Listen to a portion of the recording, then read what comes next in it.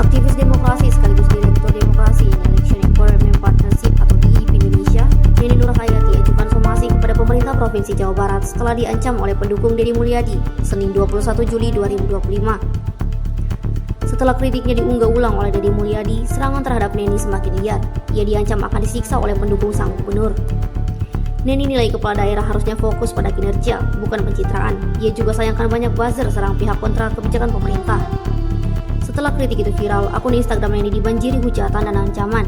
Ia tegaskan sebelumnya sering kritik pejabat, termasuk presiden, namun baru kali ini alami serangan brutal.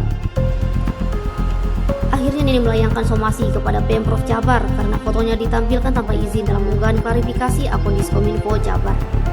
Video unggahan itu menampilkan klarifikasi Deddy Mulyadi soal dugaan pemangkasan anggaran untuk bayar buzzer. Namun unggahan tersebut memicu doxing dan peretasan terhadap Neni. Ketua YLBHI Muhammad Isnur mengecam tindakan itu. Ia meminta Pemprov Jabar meminta maaf atas penyalahgunaan akun publik dan menilai kritik Neni seharusnya jadi bahan evaluasi, bukan balas serangan.